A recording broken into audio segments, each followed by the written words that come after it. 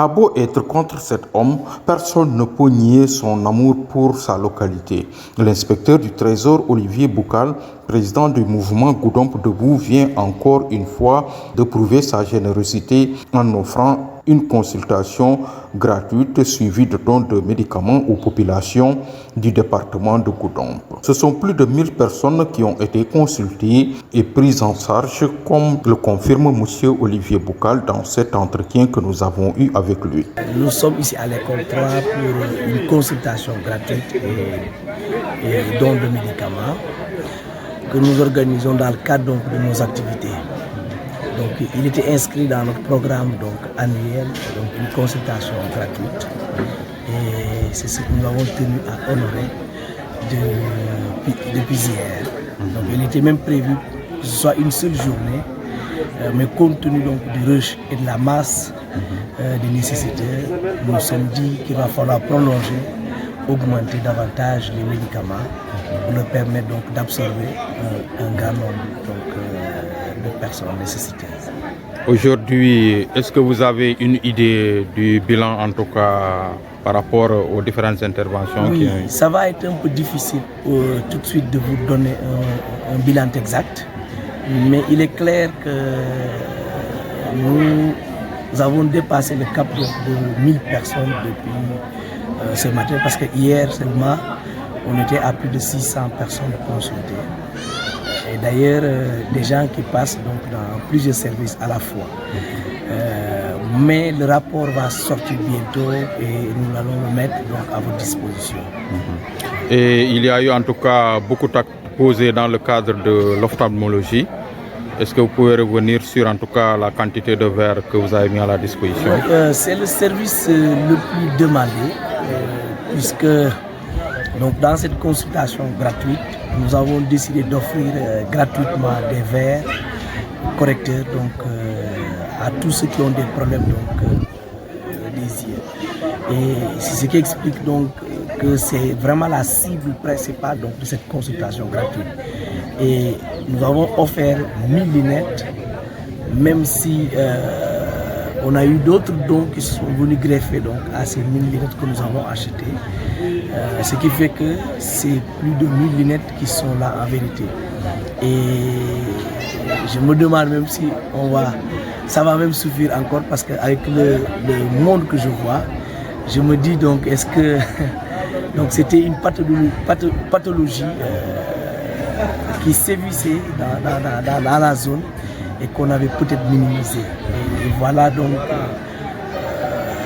une belle occasion pour découvrir en réalité quelles sont les vraies pathologies de la zone. Je crois que ces genres de manifestations, ces genres d'événements nous permettent donc de dégager une cartographie donc, des maladies de la zone. Et ce n'est qu'un prétexte, parce que ça nous permet donc de pouvoir suivre certains. Parce qu'en vérité, il y a des maladies qu'on ne règle pas tout de suite et maintenant.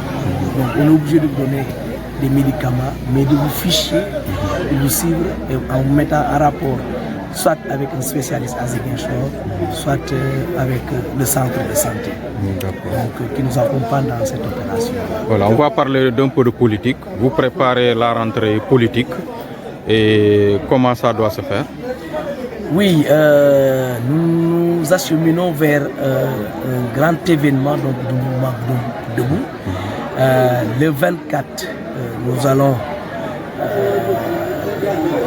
organiser un grand meeting donc, de congrès, un congrès de rentrée donc, politique pour moi-même, qui sera décliné en 4 phases. Parce que la première étape serait donc le dépôt du cahier de doléances donc de tout le département, donc, où nous avons répertorié tous les problèmes du département que nous allons déposer au niveau de la préfecture pour le président de la République.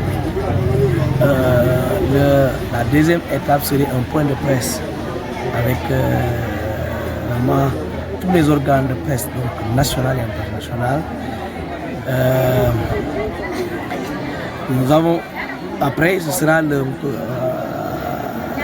grand meeting que nous allons organiser et qui sera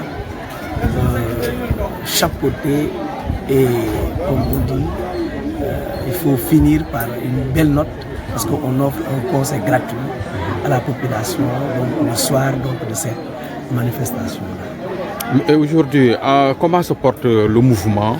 Oui, il se porte au beau fixe. Je crois que ces genres d'activités le témoignent, que nous n'avons pas d'égal et nous n'avons même pas de concurrent. Parce que aujourd'hui, nous sommes dans une opération d'envergure qui n'a pas d'égal et qui n'a jamais été fait à l'époque. Alors qu'il y a juste une semaine, nous avons sillonné tout le département avec des professeurs de renommée en philosophie qui ont fait tous les lycées du département pour préparer nos frères aux examens à venir.